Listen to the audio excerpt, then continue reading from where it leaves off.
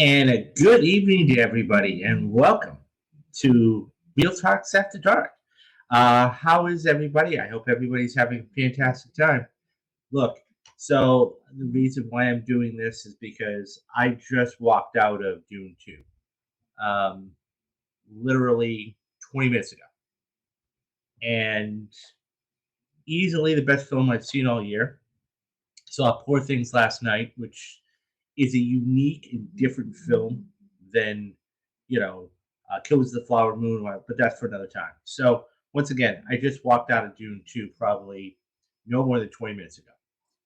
And I mean, obviously, I'd heard all of the hyperbole and, it was excellent. And I liked the first one. I really, really liked the first one.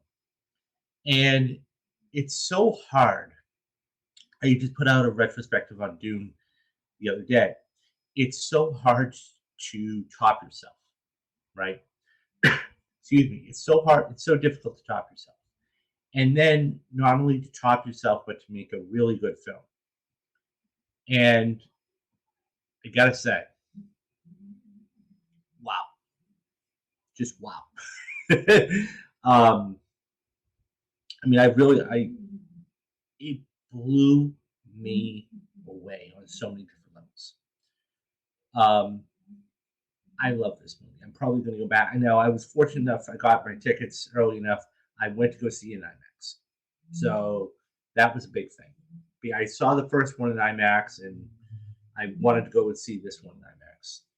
And my goodness, I mean, it was just everything that's been said about this film, whether it's breathtaking or amazing or great, or some of these are mild than others, but it's incredible. Now, the retrospective I did the other day, I touched upon something where I compared this a lot to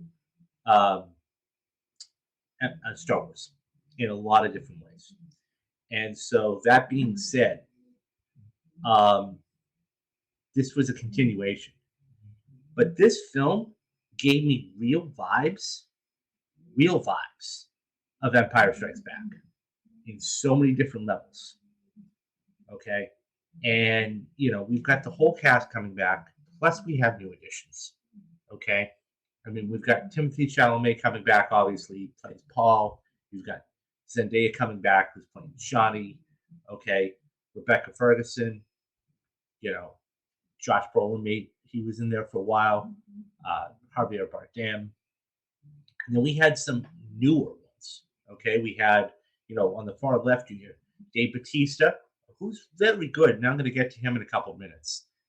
Stella Stendegaard, who, as the Baron, was really good. I mean, you got to see a little more of him in this one than you did the first picture. And Austin Butler. And Austin Butler, I got to say, he was, he did a great job in Elvis, and that I thought was a career type of performance. He knocked it out of the park here. And I'm going to get to, Oscar nominations and what I think is going to happen much later in the show, but I thought he was really solid. So let me just say, this is a complete spoiler cast, guys. So I put it in the thumbnail, I put it in the description down there. If you haven't seen this, guys, and you want to see this, don't watch this. Watch this when you go see it, come back, and then put your thoughts and comments in the comment section, because I don't want to spoil this for anybody. So there's so many different dynamics. So I want to first talk about the acting, okay? Because you can go from one picture to the next, and the acting will kind of fall off. And it also depends on where you really leave the story. So we've seen stories in the past that have had a part one and a part two, and they've left it in the wrong place. I'm really referring to the Hunger Games. Okay, they didn't do that well, and subsequently, what ended up happening was the second one was okay, but it just didn't leave it in the correct spot. Now, on the flip side of the coin, you take a look at something like Harry Potter. Harry Potter was done well. Okay, So with Deathly Hollows Part 1 and Part 2, it was done just at the right spot. And ironically, both of those were books. Okay, now this is adapted too, but it all depends on where you leave it. And where they left the first one was perfect for when um, this one came into fruition, came into play. I'm not sure off the top of my head how long it was, the time duration, but it's much later in the future. And so that was great to see. So let's talk about the acting first, okay? Because I want to touch upon a couple different elements.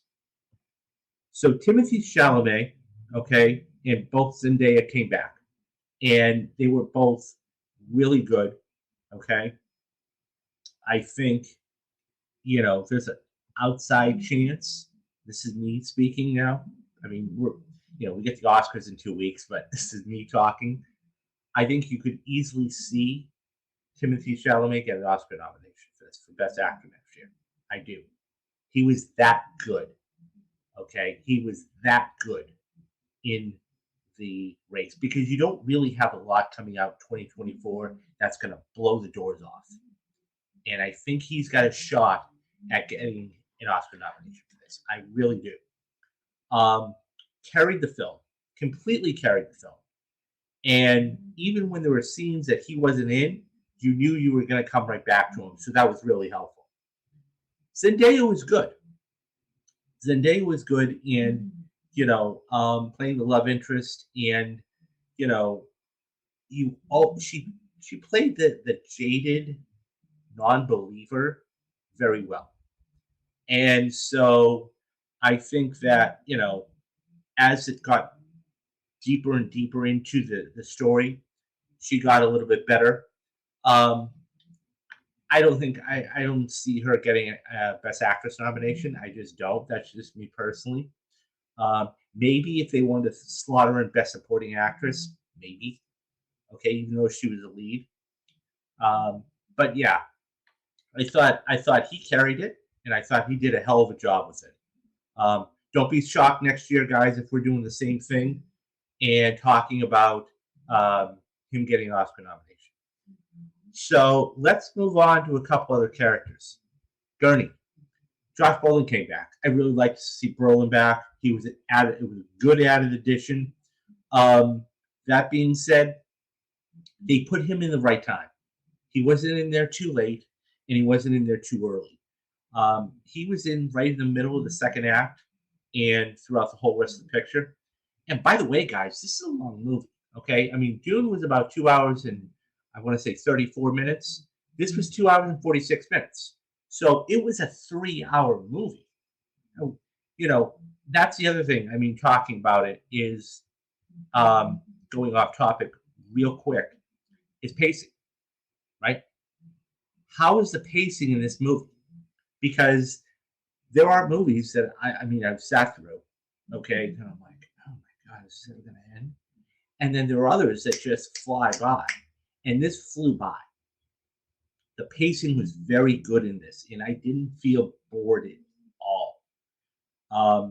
Oppenheimer is another example. Oppenheimer is 3 hours, okay, but I didn't feel bored with it, and I think that's the key thing.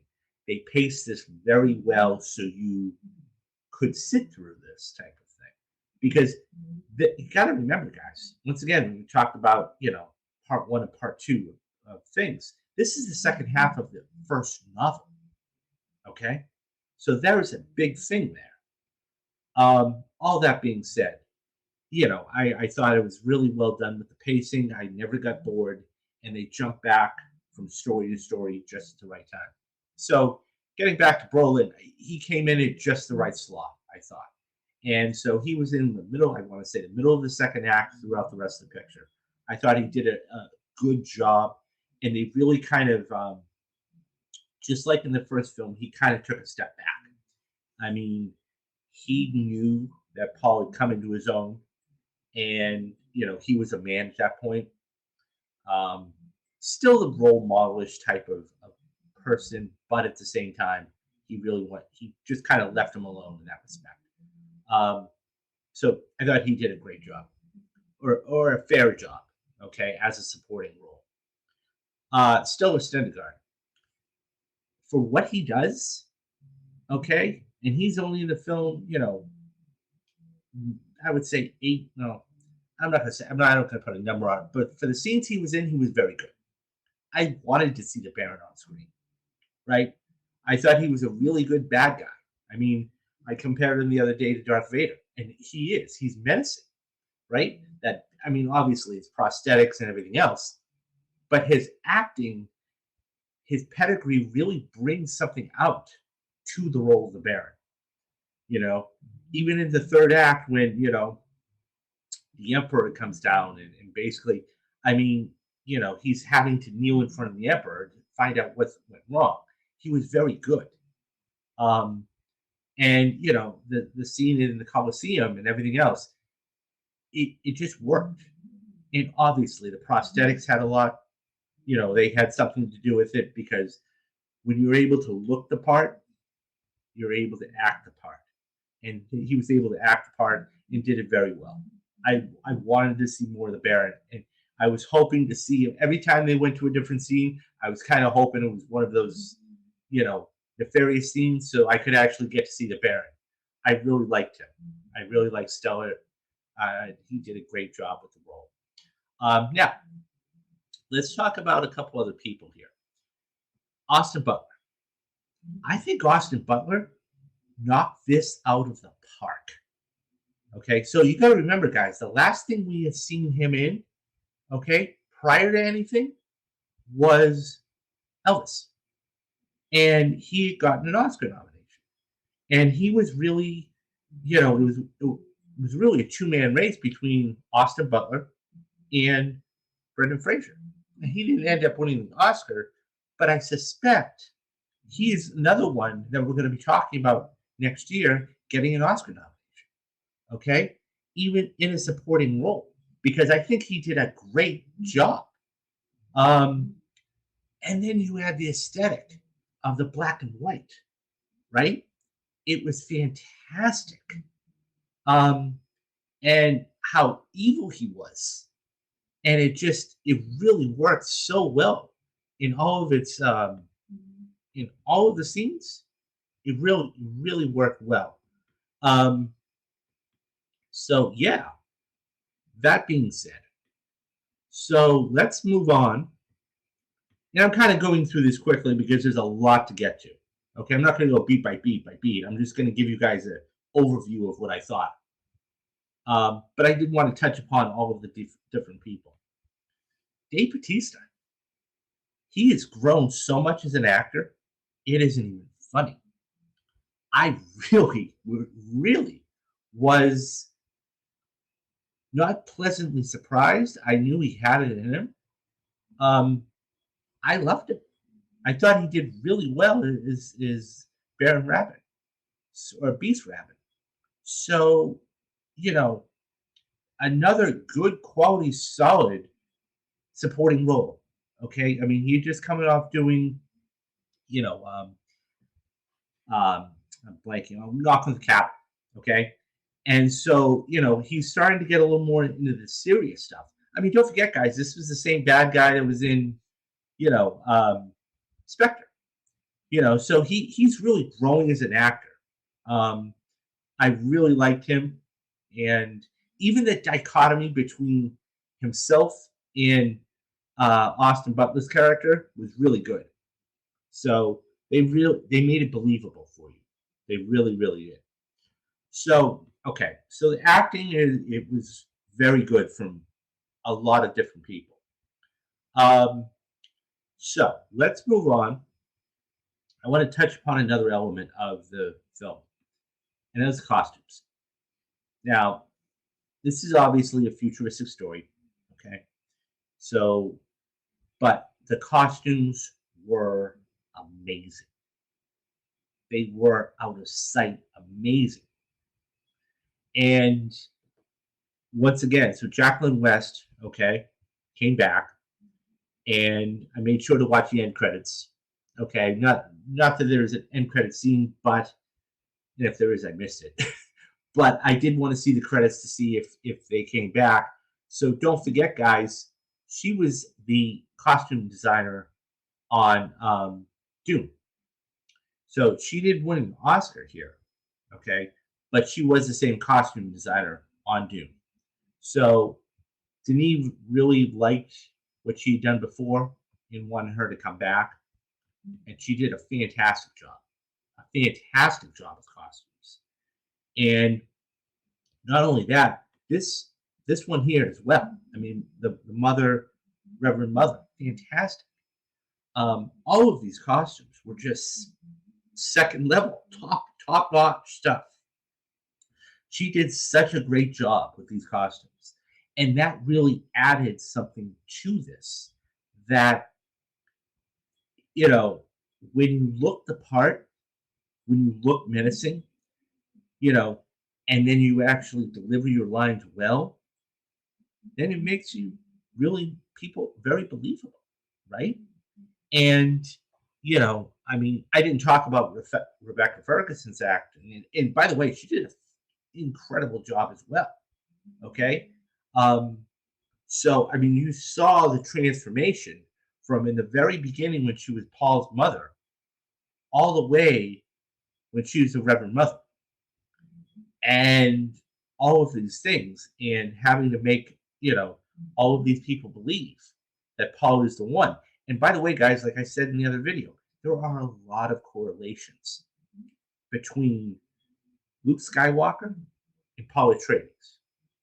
And so there was a lot of things there. But nonetheless, like as I said, the costumes were just out of sight. They were fantastic.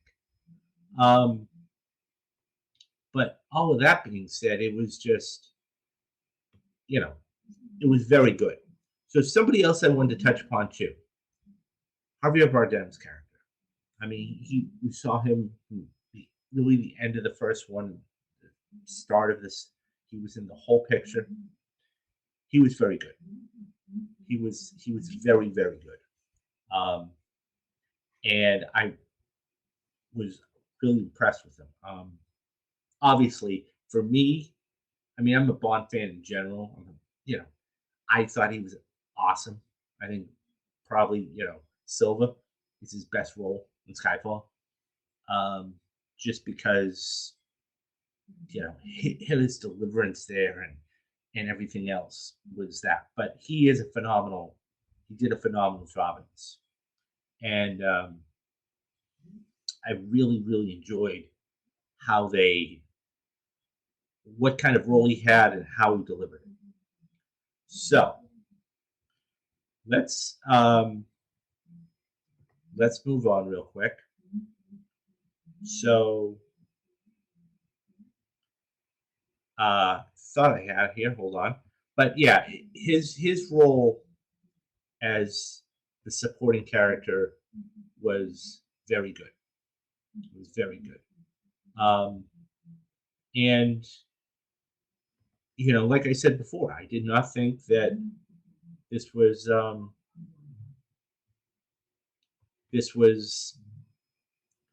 3 hours. It just worked on all these different levels. The other thing I'll talk about, and I really don't have a picture for it, but are the visual effects. The visual effects were tremendous. And, once again, the visual effects really had something, a lot to do with this because of what they did. So once again, I mean, look, I'll just be honest. I think that right now, for me, today, and I know that this is the first one, okay? I could see this film right now, today, getting between 7 to 10 nominations next year. Easily. So you'd have best sound. I think best costume is going to be in there. You're going to have visual effects. So all of the ones, cinematography, okay? All of the ones that you see here, okay? Cinematography, production design, film editing, original score, visual effects, sound. They're going to get all those. As a matter of fact, they're probably going to be favorites for it, okay? I also see this, okay, it got 10 last time. It got, last time it got 10. Okay, it won 6. I could see Denis Villeneuve getting an Oscar nomination for Best Director. I could see Timothée Chalamet getting an Oscar nomination for Best Actor. I could see easily getting another Best Picture nomination. That's 3. That's 9. And then best costumes. So, and I think it might have been nominated for best costume. So there's 10 right there. If it won 6 last time, I think it could walk away with 7 or even 9. And there's nothing else.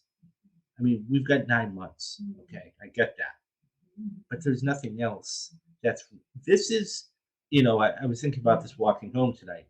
This is Dune 2 is this year's Oppenheimer. It is. It's this year's Oppenheimer because it's a technically sound film, okay, on every single level, whether it's the score, whether it's the costumes, whether it's the editing, whether it's the visual effects, it doesn't matter. And the thing is, the cinematography, and the thing is that that's exactly what Oppenheimer is. I mean, Oppenheimer, when you look at, what it's going to possibly do in a couple weeks from now, okay, you're talking about it's going to win score, it's going to win cinematography, okay, it's going to win editing probably, it's going to win a lot of these technical awards, and that's what it's going to do. So I love this movie. Now, going back to, could this, so that those are my thoughts on the film. I love the movie. Okay, it was well paced. The acting was very good. It reminded me a little bit of, as I said, Empire Strikes Back. Okay, had those vibes to it. It was a little dark in a couple places with Reverend Mother and how she became who she was and everything else. Not to mention you had the whole Baron and his little, his cousin and everybody else. And then you had, Shani and you had, Paul. So I really love this film. I think it's Denis Villeneuve, and I've seen Sicario, I've seen Arrival, I've seen this, I've seen Dune. I think this is his best work. I really do. So, cinematography wise, just take a look at this shot. I mean, it's just incredible. Even the shot when the doors are opening, right? And it's completely black and it's open, and all you see is the lighting and everything else. And it just works so well. So well. I can't wait to see what this does for awards next year. I cannot wait because this is going to clean up. So, yeah, just so good. Just so good. And as I said, this is going to really do well down the road next year. And it left it in the right spot. I mean, I was talking about that earlier, but it left us at the right spot. Now, he right now is developing Dune Part III. It's in pre-production. I'm not too familiar with it. I believe it's called Dune Messiah. But there's so many different questions, right? I mean, a little bit of a cliffhanger, right? That's what really Empire Strikes Back was. It was a cliffhanger at its core. So we're left with a few questions. Number one, okay, who is this child that the Reverend Mother is carrying? Okay. Number two, how are the attacks going to go on the other houses? Okay. Number three, who's going to try to overthrow? Because don't forget, guys, Christopher Walken, for the scenes he was in, was very good. I mean, he was only in about 5 minutes total film, but he was very good. And Florence Pugh, for what she was in, she was very good too. And so they're obviously going to marry. Shanti, I think it's Shanti. She's no longer with the group, so she went off at the end of the movie by herself. So she's going to come back. How is that going to play into things? There's so many different questions, okay? And that's where I imagine Dune Messiah is going to pick up. I can't wait to see this. It looks incredible. And I hope, I really do hope that the expectation, because it's one of those things when you put a trilogy together, it's so hard, guys. I mean, take a look at something like the Batman trilogy from Nolan, right? Batman Begins is a very good movie, and Dune was a very good movie. The Dark Knight, arguably, I mean, that's why we've got it on the perfect movie series. Okay, it is a perfect movie all the way around. This is damn close to a perfect movie. Okay, um, Empire Strike Back vibes and everything else. Um, and then there was that twist there where, it had a little bit of Rise of Skywalker where we find out the Reverend Mother is, the Baron's daughter. So that was a neat little thing in there. That was a neat little nugget. But the third one, it's always a conclusion, right? And how are they going to wrap it up? Okay, what are they going to do? Who's going to come back? I imagine everybody you see there is going to come back. I mean, nobody died, okay, with the exception of the Baron. So the Baron's gone. You're not going to see him in the third film. But yeah, and you always knew the Emperor is going to try and do something, right?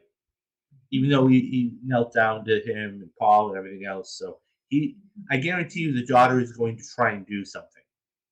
Now, I haven't read the book, so I don't know any of that. But what I do know is that this is going to get a lot of Oscar nominations and a lot of Oscar buzz. Not obviously a couple weeks, but next upcoming year. I think it's going to get nominated for 10.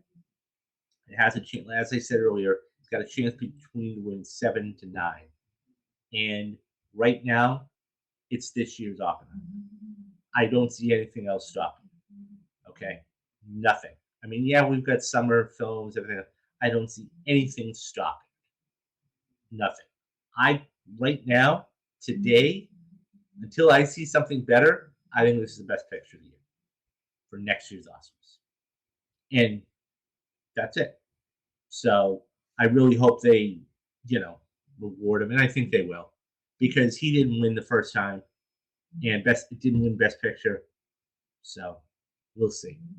But yeah, I wanted to keep this pretty brief tonight, and I wanted to touch upon this because it's just fresh in my mind. And it was just this movie was just all of the accolades you're seeing, or all of the words, amazing, outstanding, perfect. It's all of those things plus some.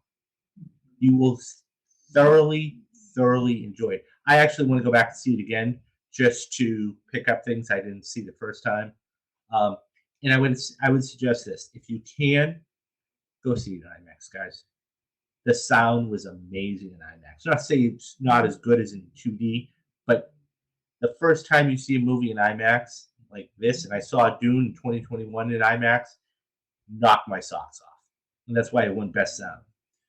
But yeah, I really this movie just and the last thing I'll say on this is this: the way I look at films is I look at it the here and now, and then I look at it 5 years from now. Okay, and that's why I'm doing retrospectives.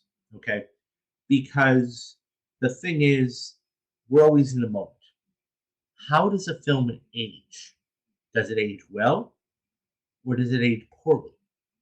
And I think that this is going to age really, really well. Because don't forget, guys, within 5 years, okay, we're in 2024 right now. I would say by 2028, we're going to get Dune Part Messiah. I really do. And that's going to you're going to be able to go back and look at, okay, how did the first one compare to the second one to the third one? And that's important because this isn't going to be a moneymaker. I'm done talking about money in certain films. It's going to make a lot of money. Okay, we all know that. Okay, the question is, how is it going to be received 4 and 5 years from now? Because we're not done with the story, right? I mean, any second film is so difficult, unless you're able to, look back on it 15 years from now, like A Dark Knight, or like, take any film, the second film, and, really Indiana Jones and the Temple of Doom, which I did earlier this year. Okay. How is that, it was 40 years old, but how is it received now? And that was the other thing too. Just join. What are you expecting to have us earn box office worldwide? Um, this isn't going to be a huge moneymaker, Alex. I mean, I think that, look, if this makes 300 or 400 million dollars, I think that's a victory for it, because you got to remember something. Okay, the first film came out right around the start of the pandemic. Okay, I mean, theaters were still open, but this wasn't the, oh my god, I got to go see this movie. Now it is, and I think that the first weekend is going to do really well. And I think for me, it's never about the first weekend, but the second weekend. Okay, because of the drop off. Everybody's raving about this film. Okay, and I think that being said, it's about, let's just play numbers for a minute. Let's say it makes $50 million domestic, right? Which is, for right now, it's very good. How much is the drop off going to be between 50 to, let's say, 30? Because if it only drops off 20%, you're doing damn well, because there's nothing coming out. I mean, we've got a couple movies coming. I mean, I think there's one coming out at the end of the month and whatever else, but that's it. So Dune with Part 1 was, that's true. That's very true. You bring up a good point. And it's, I was thinking about this too earlier. It's amazing. So as people forget about this too, when Dune first came out, okay, and it went day and date, and Warner Brothers did its thing, Denis Villenenue wrote a scathing editorial in the New York Times. Scathing. And how he said, and by the way, he was right. Oh, they undermined the filmmakers, they undermined the crew, everybody. And he was absolutely right. Was it the right move? We could debate about that for a different day. But what I can tell you is that it really hurt that take home at that time. That being said, this is going to get all the money plus some. And I think that with what this is really going to do very well. And if Warner Brothers is smart, they'll hold this. And I really would think we need to go back to a 60-day theatrical window. So anybody who's not familiar with the theatrical window, years ago, once upon a time, no, but years ago, it used to be that a film would be in a theater for over a year. And then many years later, they said, okay, we need to chop this down. So at the time, they said, okay, 90 days is a good, solid number. It's 3 months, guys, right? You don't see it opening weekend. You don't see it in the first month. Maybe you go see the second month, but you get to go see the picture. And then once the pandemic happened, okay, I think Trolls was the first one. Don't quote me on this, but I think one of the Trolls movies really said, okay, look, what we're going to do is we're going to cut it right in half. And then they went from 90 to 45. And that's what we have today, is a 45-day window. And, this comes out March, worldwide, nationwide, March 1st. I mean, obviously, there were like fan previews like last week, and, I went to go see it tonight and everything else. This is going to hit VOD and digital by the middle of April. Think about that. Unless Warner Brothers keeps it in longer, okay, because there's nothing out there. I mean, we've got a couple of films, but there's nothing out there. And I think this is going to make a lot of money. A lot of money. Because there's really nothing out there. So, and I know I keep saying it, but it is the truth. You look at the upcoming schedule, you look at the upcoming schedule of what's coming out for the rest of the month, okay, and there's not a lot there. So I think that that's going to be important. So as it stands right now, okay, so we have Dune, okay. Next week we've got Kung Fu Panda 4, which I think is going to do decent, okay. But after that, you know, okay, so you got Ghostbusters coming out the 22nd, but I still think that it could. I think it's going to be Ghostbusters. Okay, I think it very well could be Ghostbusters. It definitely can be Kung Fu Panda 4, even though it's animated. Okay, and it has a decent track record. Going into April, there's really nothing there. Okay, you got Civil War on the 12th. Okay, Don't Tell Mom the Babysitter's Dead comes out the same day. Okay, Challengers, in ironically another Zendaya film. That I think is going to be interesting, but that's it. That's it. I mean, we're not talking about big time movies. So I think it's going to do really well. And look, it's going to clean up. And we're going to forget about this movie. Mark my words, we're going to forget about this movie. And it might, people might bring this up when Challengers comes out. But that's it, because she's in it and she's starring in it. So, but yeah, that's Dune 2. I can't wait. Dune Messiah is going to be really unbelievable. I hope they're able to bring the same, impact. There was one other. I want to see if I can find it. There was one other picture I saw that I thought I had. That here it is. This was, when we talk about like cinematography,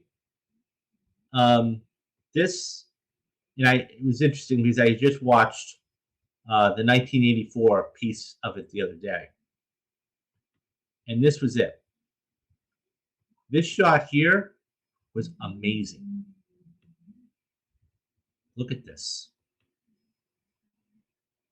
Or even this. This was actually the first shot of it. That's telling me he's not going to win another Oscar for cinematography? Unbelievable. Unbelievable. And then, I mean, very reminiscent of the 1984, very reminiscent. And that was the other thing, too. I had noticed that, too. I just watched a clip of the knife fight from the 1984 David Lynch version. And they were very similar. I mean, obviously, it's the same dialogue. So it was just so well done. So well done. I want to go back and see this again. I can't wait to. And guys, if you haven't already, if you haven't gotten your tickets already, go see this. I'm recommending this. Absolutely recommending this. So.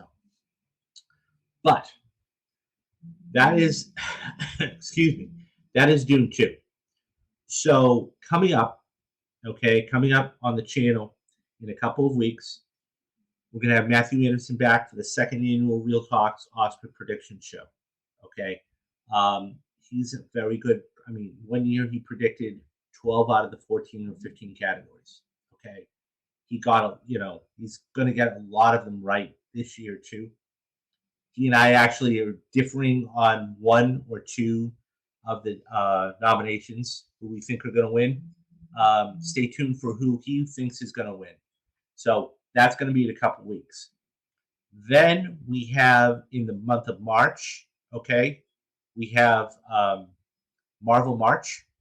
So Marvel March is basically, I'm going to be talking about all about Marvel movies and the best of the Marvel movies. In which case, that's going to, I'm going to give you guys all the good ones first. Okay, Infinity War, Civil War, Captain America: Winter Soldier, which, by the way, guys, I think is a perfect film. Go back and check that on the Perfect Film, Perfect Movie series. All of these other great films, and then I'll get into some of the other films. Okay. That all being said, that's what's going to go on for March. Um, and so that's the next probably 6 weeks. Okay. So, what I'm hoping, if you guys would like to join me on this journey, okay, and I always say at the beginning, this is a cinematic journey. I talk about films new and old, okay, and I am doing retrospectives, okay, and you guys, excuse me, can go back and look, okay. I've done, Indiana Jones and Temple of Doom. I've done Street Fighter. I've done all these movies, okay. Memberships. Now you say, I don't want to give you money, and I can understand that. But if you take a look at the number there, it's completely free, guys. It's completely free. And I made this as cheap as I possibly could. Okay. So the first month's going to be free for you guys. Okay. It's all under $10 a month. I mean, Netflix is just raising their prices. The minimum um, the minimum membership, okay, is going to be $3. You can't even get a gallon of gas for $3 a month, guys. Okay, $6.99 for the producer level. That's my mid-range one, and then $10 a month. As I said, Netflix is raising their price. HBO Max is $9.99 right now with ads. I'm giving you everything under the sun. I'm giving you a perfect movie series. And by the way, guys, this is not under a paywall. This is completely free. You can go to any one of these playlists and you can click on them, and they'll be completely free for you guys. I got the perfect movie series. I've got the retrospectives. I've got Anatomy of a Movie, a brand new series I just started. Okay, all of these things. I'm getting interviews for you guys. Okay, my goal. Okay, my goal by the end of this year is to have 2,000 subscribers. Hashtag road to 2,000. Okay, and 15 to 20 paid memberships.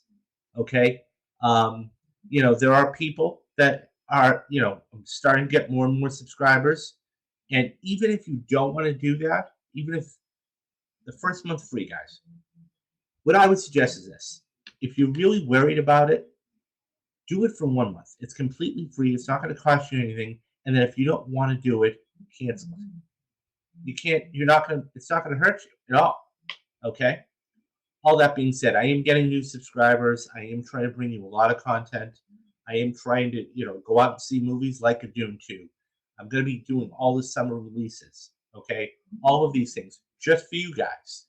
Okay. And so, all that being said, I would really like your support. Okay. That tells me, A, you're believing in me. B, you like the content I put out. And C, you're watching. Okay. So, that all being said, it would be help not only me, but the channel grow. So yeah, and that's going to do it. I mean, I love doing this stuff, but I really can't do it without your support and your help. If nothing else, guys, whether you just pop in for a couple of minutes or whatever, hit that like and subscribe button, guys, because that tells me that you like the content. And when you like the content, that tells me what to give you. Also, leave your comments and your suggestions down in the comment box. That it helps grow the channel, it helps spread it out, and I can read them and I respond to everybody. Okay, so I'm not just going to see your comment and ignore it. I'm going to respond to you. Okay. All of that being said, that's going to do it for tonight. And this was 45 minutes, but still, I needed to really get this off my brain. So, go see Dune 2. It's worth it. You'll definitely enjoy it. Go see it. Come back. Leave a comment in the comments section. What did you like about it? What didn't you like about it? Was it too long? Was it not paced well enough? Did you have a favorite character? Okay, guys, that's going to do it for me for tonight. Do the 3 things that you have to do. Okay? Be safe, be careful, and have a great rest of the day tomorrow. Um, so I'm David Steele, and you have been watching Real Talks.